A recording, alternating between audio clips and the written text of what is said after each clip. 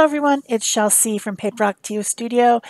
Today is day 15 of hashtag Art Journal Habit 2018. That means we're halfway through. And the prompt today is north. So yeah, north. What do you think of when you think of that? I think of the Great White North song from Doug and Bob McKenzie back in the 80s, who were a pair of Canadian comedians, and they made lots of jokes about Canada and the interesting words they say, like toque. And that was the first thing that came to my mind. And so, yeah, I started out my page with some mountains, but instead of using white and blue or gray, those type of colors, like you would with snowy mountains normally, I decided to use pink and purple because that's just how I roll. I like pink and purple. That one's actually silver, but it gets dulled down a little bit from the matte medium, of course. We've discussed that before, and we'll discuss it again, what matte medium does to shiny things. But if you haven't heard of Art Journal Habit by now, I will tell you that it is a month-long daily art journaling challenge from Art Joy of Sharing Facebook book group, which is Peg Robinson in my group. It goes along with our live show that we have on Thursdays. It's a place to share all the stuff that's related to your, art. That's what we do there. We share art and we support each other. So if you haven't joined in yet, you still can. I mean, just because this ends on November 30th doesn't mean that you can't do it later than that. You can continue to do it. You can use the prompts. If you haven't joined the group yet, you can come over there and ask to join. Make sure that you answer the questions when you ask to join, because we take a close look at that. We try to keep everything real mellow in there, no spamming, no crazy stuff. So one thing you might notice on my background page there that I didn't mention yet is that I used one of those prints where you use a glossy photo from a magazine and it makes kind of a resist. The ink on there makes kind of a resist and you get an interesting ghost image. That is my, she's the winter princess.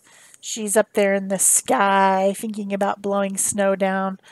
And so I thought that was fun. She's just kind of peeking out from behind the mountain. When I saw that picture, she had a shape of like a curved mountain because the way she's sitting, her back was out. And I thought, oh, I can put this on there. And it just reminded me of it. A mountain. Sorry. I can't stop yawning. It's late and I need to get this editing done. So I did some shading with my Pentel pocket brush pen and my Pentel water brushes, which makes a nice dramatic shade around all my pink and purple mountains. Otherwise, they just kind of just stayed flat and you couldn't really tell that there was those triangular shapes. They kind of look like pyramids too, but I was going for kind of a abstract mountain shape is what I was. This was kind of an abstract idea. So then I decided that I needed a focal image, something to put in the front.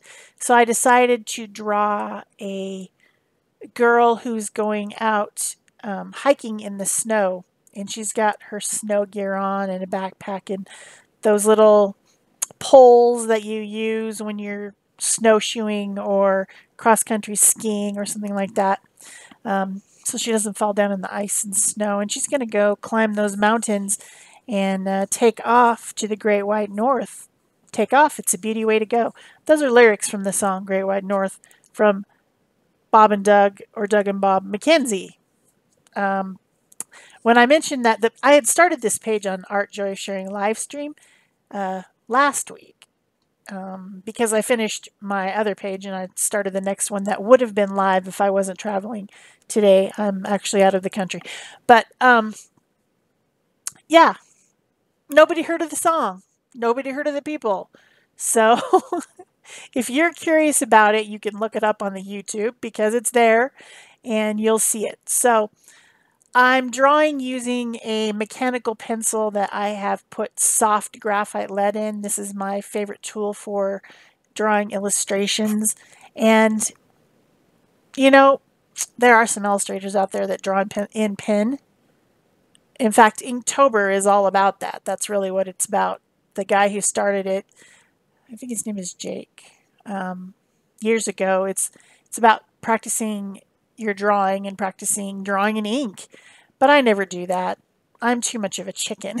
So I draw in the graphite first so that I can erase it with my white eraser, and then I go over the lines and refine and define the lines by using a permanent marker. And the type of markers that I like, and they come in a lot of different nib sizes in the pack, is the Faber-Castell Pitt pens. And I just found out that they have this set of illustrations in gray. Probably going to get those. Sorry, I keep yawning. I'm going to have to look for that on Amazon and order it because I think that would be cool to have gray illustration pens. I didn't know they came in a set of gray ones, but it comes with extra small, medium, brush, 1.5, chisel, and you get all those options for varying your line weights in your illustration, which is important. So then, in my vein of using things that are in my drawers that I haven't used recently, I got out these water brushes. They're from Japan, and since then, lots of other similar products have come out in America, like the Clean Color brushes by Zig.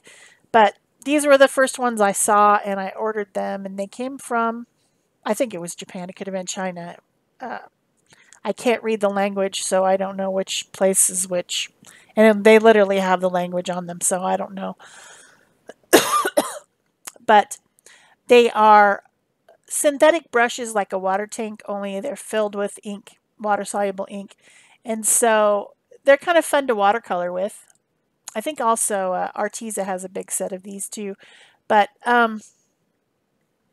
you know, it's ink. It comes in a brush, and you can color with it. So instead of it being a felt tip marker like a usual marker, it's got that synthetic brush like all the water tank brushes have, which is a nice thing to use. So I'm also using my Arteza water tank brush along with it to just kind of blend so I can do kind of a watercolor effect. This is mixed media paper. It's the Canson brand mixed media paper. And so it's not as good as a watercolor paper in doing this, but I didn't want something really thick to glue on my page. Watercolor paper is thick.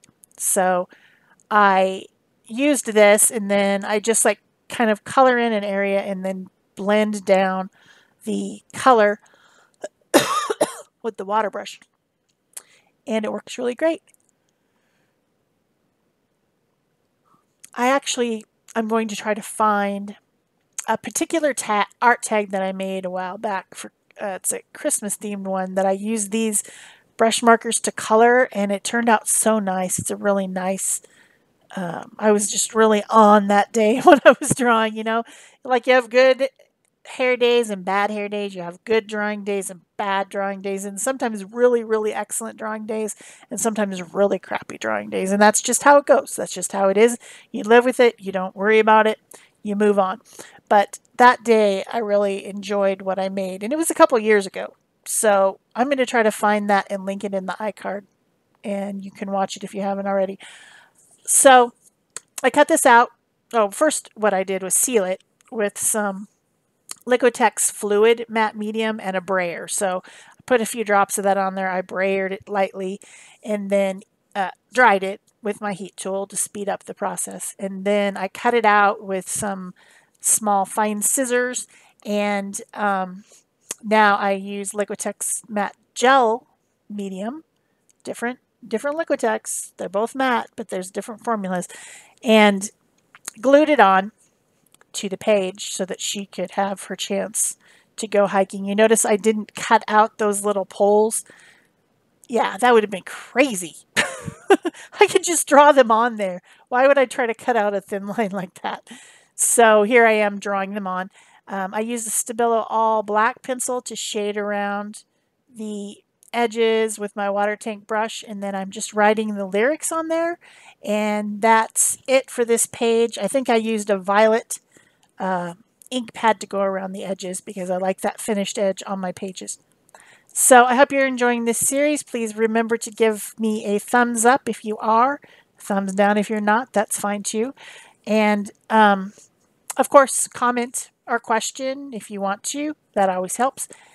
And subscribe, turn on your notification bells, share this with someone who likes the Great White North. Maybe they live in Canada. And of course, you can always pin it in your Pinterest. Any of those social media things really help me out when you do that, because it gets my name and my channel out there and helps me grow. So I'm just adding some highlights with the Stabilo white pencil. And that's pretty much it for this page. So I will see you tomorrow. Thanks. Bye-bye.